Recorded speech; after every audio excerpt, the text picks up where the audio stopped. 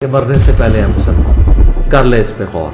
किताबों का खुदा और है, बाबों का खुदा और। कहने को तो थी सबका इस्लाम है, लेकिन किताबों का जहां और है, बाबों का जहां और। इधर से उन्होंने कहा नहीं नहीं वो शरई मसला और है ये वो। मैंने कहा नहीं नहीं, पहले ये बात क्लियर करें कि अगर हम वो सुन्नत अदा नहीं करेंगे तो हमारे रमज़ान के फ़र्ज रोज़े नहीं होंगे। बिल्कुल सही है। उन्होंने कहा जी हो जाएंगे। फिर खुद फैसला जब दिल ने किया, दिल ने तो जाहिर सी बात हक का साथ देना था। जिनका दिल जिंदा होता है ना वो हक का साथ देते हैं। जी अस्सलाम वालेकुम। वालेकुम अस्सलाम। क्या नाम है भाई आपका? मेरा नाम सर अली अवैस। अली वैस भाई किधर से आए हो? हम लाहौर से आए हैं, हमारा 5 लड़कों का ग्रुप है। क्या करने आए हो? हम इंजीनियर साहब की मोहब्बत में आए हैं। अच्छा, मोहब्बत मोहब्बत हुई कैसे? मोहब्बत ये सर थोड़ी लंबी कहानी है, 2016 की। अच्छा। मेरा ना पहले मैं डॉक्टर सरार साहब को सुनता था, तो मेरा शुरू से ही ना दिलचस्पी थी दीन के अंदर।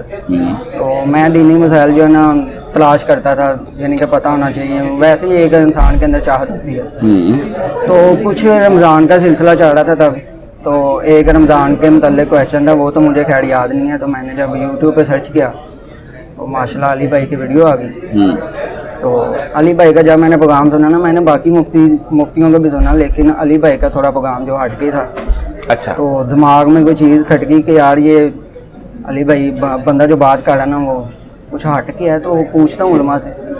तो जब मैंने पूछा ना तो उन्होंने कहा जी नहीं नहीं ये बात आपको किसने बताई है, फ़िरका वारियत ये वो, आपका कौन सा मसलक है, क्या हो गया, किधर से बात सुन ली है ये वो। अच्छा। तो उन्होंने मतलब बात बनाने की कोशिश की, वो जैसे रॉन्ग नंबर नहीं होता। तो मैंने कहा चलो ठीक है, इतना मैंने ना नोटिस नहीं किया। अच्छा सॉरी, इससे पहले आपका फ़िरका कौन सा था? कंटिन्यू। तो ऐसे ही चलते चलते ना फिर कोई 2-3 मंथ गुजरे हैं, फिर वो मसाइल आते रहते हैं। तो फिर मैंने एक मसला जो है ना सर्च किया, वो सुन्नत के हवाले से था कि नमाज में जो है ना बरेलवियों के ना ये बड़ा मशहूर है कि सुन्नत अगर नहीं ना पढ़ते तो फ़र्ज भी नहीं होता। तो इस वजह से ना कई लोग फिर जो है ना नमाज पढ़ने ही छोड़ जाते हैं। यहाँ पे एक बंदा शाह की नमाज पढ़ने आया तो उसके ज़हन में ये होना कि 17 रखते हैं। हाँ, तो उसने ना नमाज अदा ही नहीं करने की, यार मैं 17 कैसे अदा करूँगा, मेरे पास तो टाइम ही शॉर्ट है। तो उसके पास अगर टाइम शॉर्ट है तो अब जो है खैर से हदीस की रेफरेंस है, हम 4 फ़र्ज अदा करेंगे, टाइम जो है तो हम पढ़ लेंगे, नहीं तो हम घर जा सकते। तो मैंने जब ये हवाला सुना ना तो मैंने उलमा से पूछा कि सर ये तो इस तरह ये वाक़या है। तो मैंने अब प्रॉपर ना उसके मतलब अली भाई की ना सारी इंफॉर्मेशन ली कि ये किस तरह कितनी सुनते पढ़नी है, क्या सीन है। सुन के ना मैंने जब उलमा से पूछा ना कि सर ये इस तरह मसला है, उन्होंने कहा नहीं नहीं जी सुन्नत जो है ना हजूर की सुन्नत है। तो ये मैंने कहा सर बात ये है कि देखें जी जब रमज़ान के रोज़े होते हैं वो फ़र्ज़ होते हैं, उनके अलावा जो होते हैं वो जो हजूर पाक एक मंथ में 4 रोज़े रखते रहे हैं वो सुन्नत में आ जाते हैं। उसके अलावा ज़कात भी हजूर पाक जो है वो ज़्यादा देते रहे हैं। उसके अलावा और भी मसाइल मिलते हैं। तो मैंने कहा कि अब देखें जब हम जो 4 जो है अज़ाफ़ी रोज़े होते हैं हमें सुन्नत के, जब हम वो नहीं रखते तो क्या हमारे फ़र्ज़ रोज़े भी नहीं होते? अच्छा। इधर से उन्होंने कहा नहीं नहीं वो शरई मसला और है ये वो। मैंने कहा नहीं नहीं, पहले ये बात क्लियर करें कि अगर हम वो सुन्नत अदा नहीं करेंगे तो हमारे रमज़ान के फ़र्ज रोज़े नहीं होंगे। बिल्कुल सही है। उन्होंने कहा जी हो जाएंगे। अच्छा। मैंने कहा फिर जब इधर हो जाएंगे तो नमाज पे क्यों आपने टॉलरेंट किया हुआ, क्या वजह है? उन्होंने कहा जी नमाज जो है ना एक सीरियस मसला है। तो मैंने कहा रोज़ा भी जो है सीरियस मसला नहीं है। तो इधर से फिर उन्होंने बात घुमा दी, क्या वजह क्या है, अब किधर जाना शुरू हो गया, किसको सुनना शुरू कर दिया है। मैंने कहा सर बात सुनने की नहीं है, बात तो ये है कि वैलिड रीज़न कौन सी है। वैलिड रीज़न हमें कायल करें, हमें ये ना बताएंगे गलत काढ़े हो या सही काढ़े। तो वाले साहब वो पास ही मस्जिद है ना, तो उन्होंने कहा जी आपके अब्बा जी से बात हो। अब ये ना इन्होंने बड़ा बनाया हुआ है कि एक उन्होंने फ़ौरन हाफ़िज़ कह देना होता है या कोई फतवा लगा देना होता है। पास ही इन्होंने जैसे कोई डिग्रियाँ नहीं हासिल की, तो वो बात हुई, खैर बात निकली। मैंने अब्बा जी को भी बताया कि ये बात है, तो इसके हवाले से क्या मौक़िफ़ है। उन्होंने कहा जी बिल्कुल बात सही है, इतना भी नहीं मतलब होना चाहिए, जब बाकी सुनते बाकी कामों में नहीं देखा जाता तो इसमें क्यों ज़्यादा। अच्छा ये बात गुजरी, उसके बाद और भी बातें निकली ना, तो मैंने फिर इंजीनियर साहब को ना मुसलसल सुनना शुरू किया। मैंने कहा यार ये बंदा बात ना सही करता है। ठीक है। सुनते अब ना मैंने स्टेटस लगाने शुरू किया ना, तो मुझे कहना शुरू हो गया लो जी गुमराह हो गया, ये हो गया वो हो गया।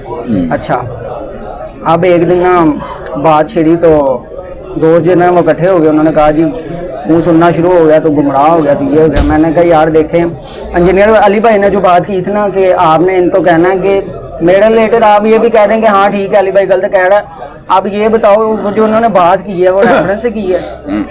अगर वो रेफरेंस नहीं ना माने इसका मतलब है वो मुझसे नफरत नहीं कर रहे, वो हुजूर की बात से नफरत कर रहे हैं माज़अल्लाह। ऐसा ही है। तो यही बात हुई है। मैंने ना फिर पब्लिक जो है ना टेस्ट किया, मैंने उनको बोला कि यार ये बात है। अब वो हज़रत अबू बकर सिद्दीक़ का जो खुतबा है वो भी ये बयान नहीं कर सकते, अली भाई का चैलेंज है वो आज तक वो पूरे नहीं कर सका। तो मैंने कहा कि यार एक बंदा है वो आपको कहता है कि हुजूर पाक की वफ़ात के ऊपर वो कहता है कि काना मोहम्मद अमवात, वो जो पहले खुतबा है हज़रत अबू बकर। तो मैंने कहा कि एक बंदा कह रहा है कि मोहम्मद मर चुके हैं, जो मोहम्मद की इबादत करता है तो जान लो मोहम्मद मर चुके हैं, और जो अल्लाह की इबादत जान लो अल्लाह को मौत नहीं आनी।